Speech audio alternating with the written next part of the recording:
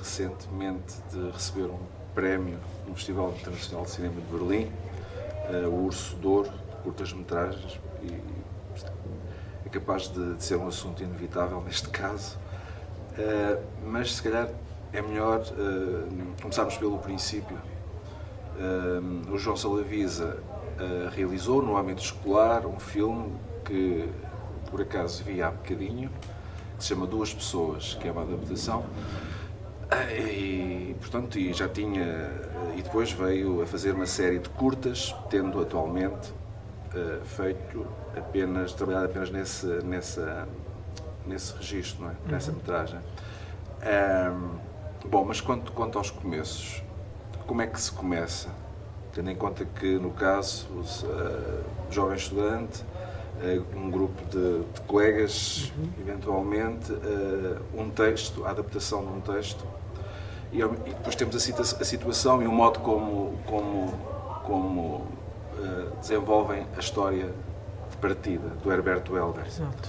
Como é que se começa? Portanto, o filme Duas Pessoas foi feito nesse contexto universitário, portanto, no segundo ano da universidade.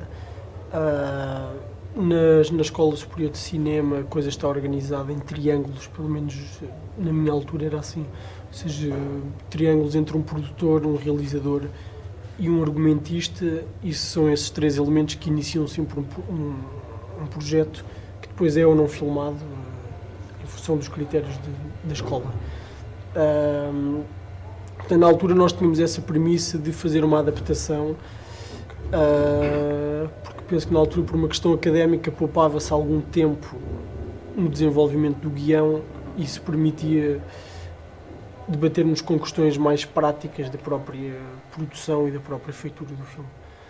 Portanto, eu propus à argumentista que fizesse uma adaptação de um texto que é uma espécie de prosa poética do Herberto Helder, portanto, que não tem uma estrutura muito arquetipal, mas que permitia explorar uma certa atmosfera que na altura me interessou. Embora hoje acho que o filme é uma coisa assim muito naiva e que vale enquanto filme académico. Há bocado, antes de nos sentarmos aqui, estava a dizer, porque conheço também o seu filme, a curta-metragem Arena, que foi premiado em Cannes em 2009 e tem quer dizer, desenvolve uma situação em certos momentos, pode-se estabelecer um paralelismo com essa primeira obra. Bom, essa primeira obra está praticamente toda ela centrada no espaço do quarto, né? No caso do Arena sai-se para fora do quarto, mas desde logo quando uma questão forte em ambos os filmes é o modo como termina. Portanto, a questão é, no caso do Arena, como no caso de Duas Pessoas, a questão é como é que se termina, quer dizer, o que é que pretende, o que é que o guia quando termina um filme, não é? Quando decide acabar daquela maneira, o que é que busca? Para mim, eu gosto muito de acreditar, mesmo enquanto estou a preparar o filme, a escrever, a pensá-lo, gosto muito daquela ideia de que o filme já existe antes de eu o fazer. Ou seja, os atores já existem, as casas onde eu vou filmar, mesmo que eu ainda não as conheça, sei que elas já existem e que estão à espera que eu as encontre.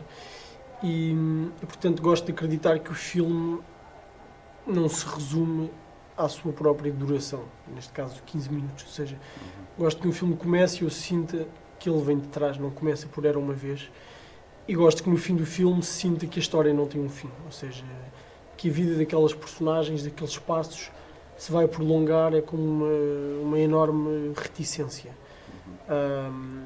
E, portanto,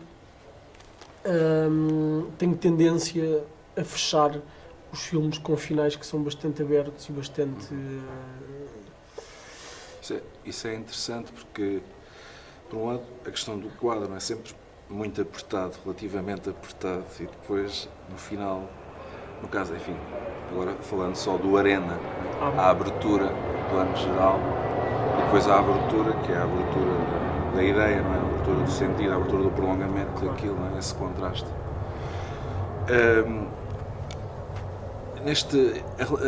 Um outro ponto interessante talvez para abordarmos aqui, neste pequeno momento, é a questão se calhar, da relação entre o Arena e este último filme, o Rafa. Portanto, no Arena temos o ator principal, o Carloto, não é? E, portanto, é a figura, não é o motivo. Mas, ao mesmo tempo, temos uma presença fortíssima, não é? Na parte do jovem que... pelo que eu já vi dos teasers que se podem ver na internet, o Rafa tem a personagem, parece que há uma espécie de inversão, não é? Não sei se é um ator, Pois, não sei se no caso da personagem secundária do Arena se é um ator também, quer dizer, bom, com aquela idade não. Nos dois filmes houve esta conjugação entre atores profissionais e pessoas que nunca tinham representado e que eventualmente não vão continuar a representar. Ou seja, para mim o que eu acho interessante na conjugação do trabalho entre atores e não atores, por exemplo, no caso do Arena, o Carloto Cota, que é o protagonista, é um ator, mas todos os outros miúdos são miúdos que nunca tinham tido qualquer contacto com o cinema. No caso do Rafa, o protagonista, o Rodrigo, não é ator, portanto, nós encontrámo-lo acidentalmente na rua, à noite, durante uma festa nos centros populares, e convidámo-lo para o filme. Portanto, ele não tinha nenhuma expectativa de ser ator. Eu notei muitas semelhanças físicas entre a figura do protagonista do Rafa e essa segunda figura, não é, do Arena. Essa foi uma base importante para a decisão. Não de uma forma pensada, mas é possível que eu me interesse, que haja algumas recorrências nos rostos e nas caras e nos corpos que me interessam. Eu acho especialmente tocante no Rafa, no novo filme. Precisávamos de um miúdo que estivesse mesmo neste período curto da vida de um adolescente em que todos os vestígios da infância ainda estão materializados no corpo e no olhar, mas ao mesmo tempo já há uma projeção rumo à idade adulta. E, portanto, a mim fascinou-me muito encontrar alguém que estivesse perdido entre a infância e a idade adulta, até porque narrativamente é sobre isso que o filme trata. No caso do Rafa, não é? No caso do Rafa. Um aspecto... eu acho que o Arena é um filme de explosão. Eu li qualquer coisa, acho que, não sei se numa entrevista que deu ao Diário de Notícias, falava em bomba relógio, mas estava a referir portanto, ao outro lado, não é? Portanto, ao que rodeia, em certo sentido, ao decor, mas do ponto de vista da verdade, no caso de Chelas, no Arena, portanto, que é bombas relógio em potência.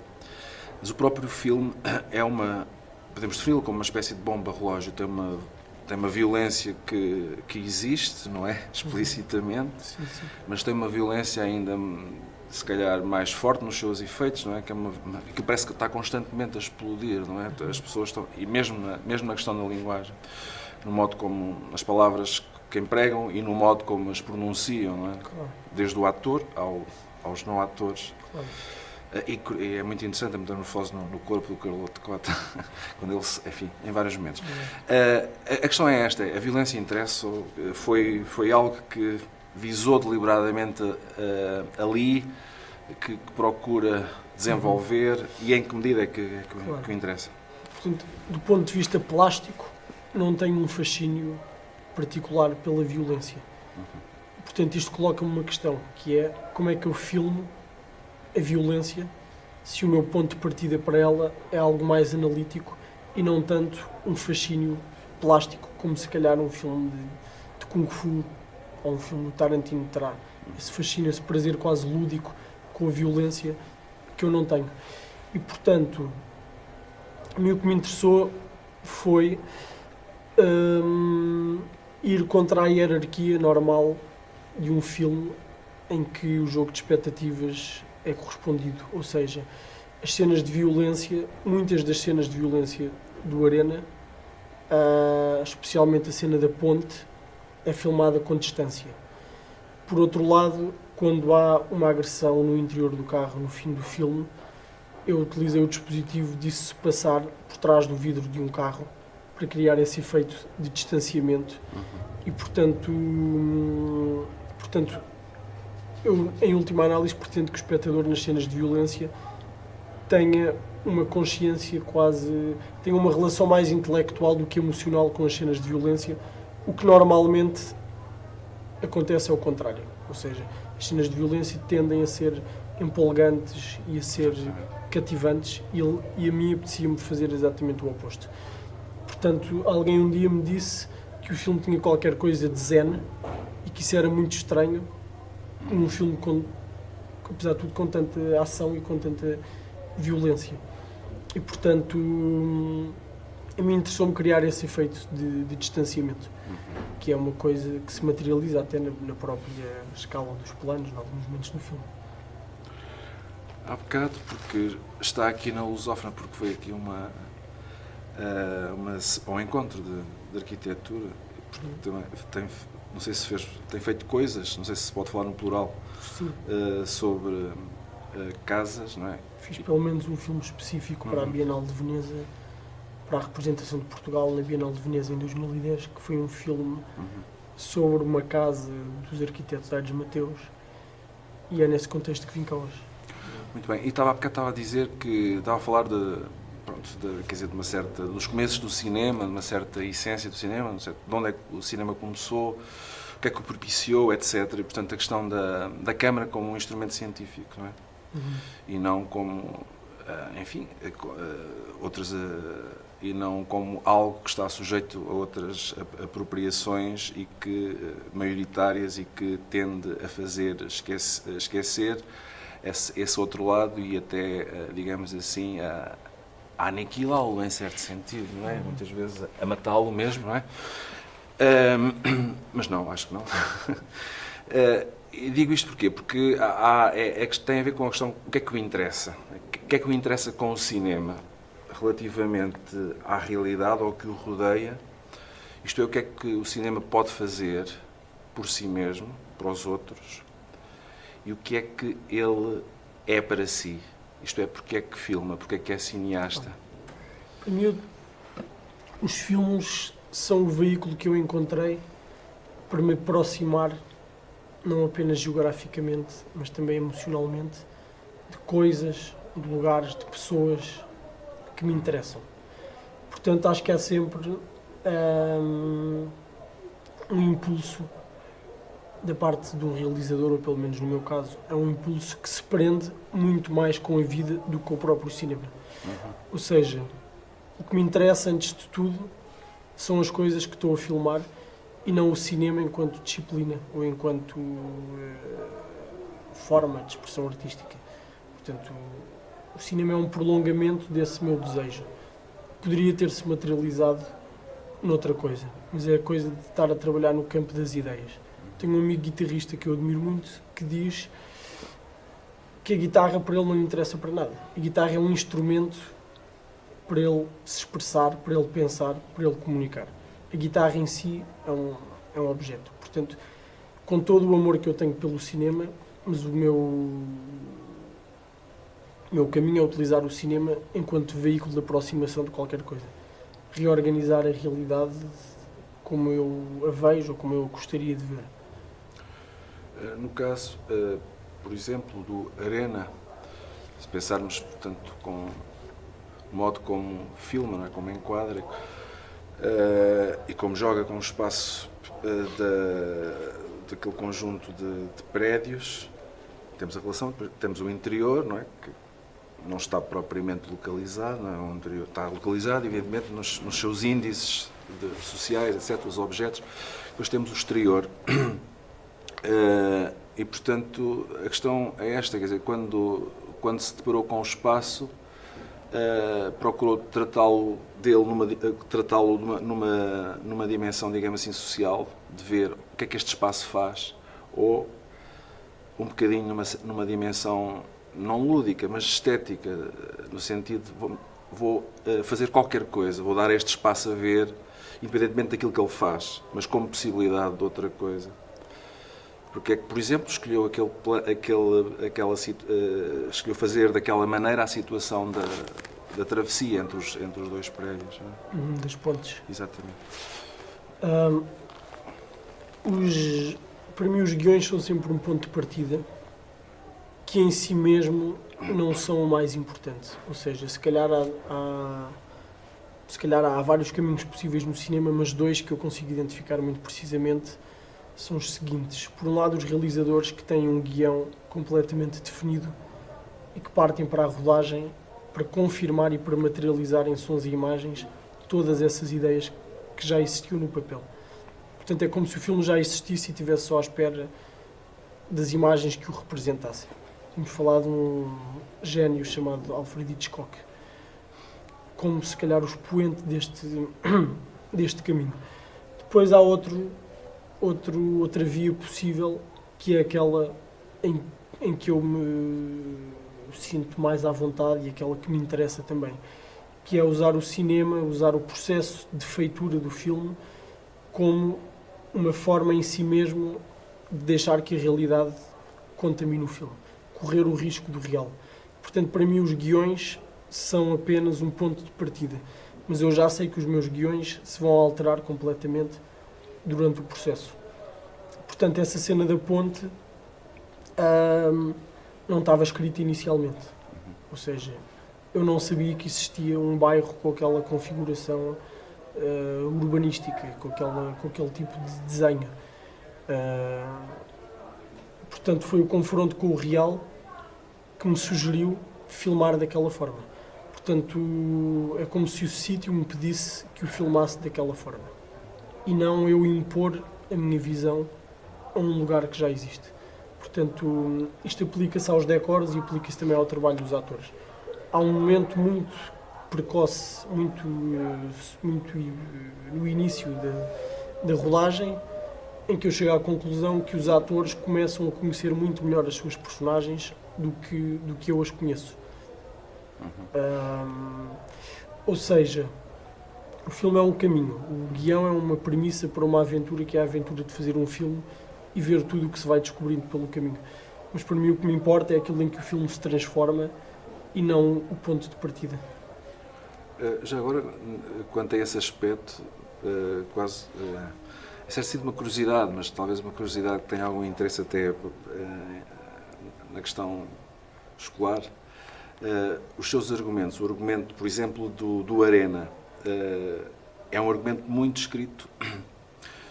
Bom, por exemplo, no caso do duas pessoas, praticamente não existem falas, não é? Portanto, está muito descrito do ponto de vista quer dizer, da descrição dos objetos, do decor, de deixar uma certa perspectivação do quadro, da ligação. Sim. Do ponto de vista visual, aquilo que eu faço sempre é não faço descrições visuais que não estejam ligadas com a ação. Porque eu não quero fazer planos ilustrativos, portanto, do mesmo modo não quero sugerir imagens ilustrativas através da escrita. Portanto, se eu quiser descrever... Mas na escrita preocupa-se com a leitura ou com, digamos assim, com o lado programático, com o serviço que aquilo pode ter, por exemplo, desde logo para si, não é? Claro. Ou com a leitura, com o interesse para alguém. Portanto, já quase como uma espécie de escrita, é evidente que é sempre a questão funcional da coisa, mas evidente para atrair, portanto, para atrair e para tornar presente o sentido da coisa, não é? Numa fase inicial, quando escrevo, por exemplo, para enviar um guião para um coprodutor, como foi agora a semelhança do Rafa, portanto o guião vai ser traduzido e lido por outra pessoa, ou quando estou à procura de financiamento para o filme, tenho essa consciência de que o guião é lido por pessoas que podem nem sequer ter visto os meus filmes, para criar relações e perceber, ok, isto é um guião escrito de uma forma diferente, mas eu já vi outros filmes deste realizador. Obviamente que um guião do Manuel de Oliveira, que é tão erudito e tão cheio de palavras, funciona sabendo que é um guião do Manuel de Oliveira para um filme de Manuel de Oliveira. Mas, logicamente, que outro realizador que apresente um guião com aquele tipo de estrutura e com aquele tipo de aquela forma, não é? Com aquela forma, iria causar alguma estranheza. Portanto, eu escrevo com essa consciência de que alguém vai ler numa fase inicial. depois de estar num processo de reescrita, o guião torna-se uma espécie de rascunho que está permanentemente a ser reescrito e escrito e rasgado.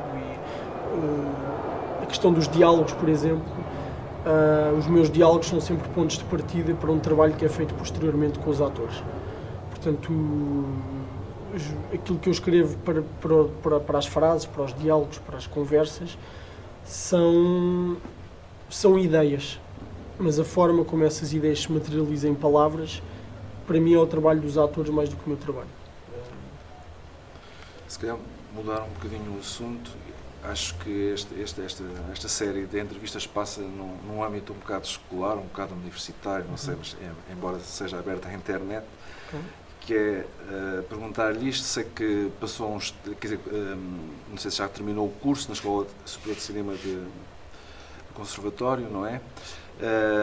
Passou pela Argentina. O que é que a escola traz a quem quer fazer filmes? Traz qualquer coisa de fundamental? Ou nem por isso? Ou assim, ou depende? Quer dizer, no seu caso, o que é que descobriu por ter ido para a escola relativamente ao cinema? Bom, acho que se calhar 3 coisas que são os fundamentais na questão de frequentar uma escola de cinema. A primeira, que me parece a mais importante, foi na escola que eu encontrei as pessoas com quem me identifiquei e com quem continuo a trabalhar. Portanto, há 2 ou 3 pessoas que fizeram todos os filmes que eu fiz comigo, desde precisamente 2 pessoas, que foi feito já há 10 anos. E portanto, esse núcleo vai se alterando ao longo do tempo, vamos conhecendo mais pessoas, mas há um pequeno grupo que se vai mantendo da comunidade. A tua família do cinema surge, pelo menos no meu caso, surgiu na Escola de Cinema em Lisboa e depois na Argentina, uma outra família que se mantém próxima, mesmo que não próxima geograficamente. Depois, por outro lado, acho que a escola tem uma enorme vantagem, que é o sítio onde nos é permitido falhar à vontade. Fazer um mau filme na escola não tem consequências catastróficas para ninguém. Fazer um mau filme cá fora pode comprometer seriamente o futuro de alguém que queira realizar filmes. E, portanto, a escola tem esse lado laboratorial que a mim me interessa, ou que a mim me interessou muito na altura. E na Argentina senti isso ainda mais. A escola tinha imenso material à disposição, tinha um laboratório, inclusive, e, portanto, muitos filmes extracurriculares foram feitos utilizando ao máximo os recursos da escola. Portanto, para mim, enquanto aluno, se eu voltasse a estudar, acho que tem que ver essa perspectiva de utilizar ao máximo aquilo que a escola nos dá. Usar ao máximo a estrutura, usar o material, estragar as câmaras se for preciso, quer dizer, utilizar os recursos da escola. Finalmente, há outra coisa que foi importante para mim, que foi, por um lado, o contacto com alguns professores que tiveram uma importância relativa numa fase inicial, e por outro lado, quando se começa a definir algumas ideias, algum caminho que queremos percorrer e que eventualmente começa na escola, também surgem conflitos com professores com os quais podemos não concordar com a sua visão, e esses conflitos obrigaram-me, em muitos casos, a redefinir e a sistematizar o meu próprio pensamento. Portanto, acho que a aprendizagem não é feita apenas... é feita também destas divergências. Da relação humana, não é? E da escola ser... Isso é interessante, essa ideia da escola como um lugar possível num conflito, digamos assim, enquadrado, não é? Claro, e com alguma proteção. Exatamente. Eu acho que podemos acabar por aqui. Obrigado. Obrigado.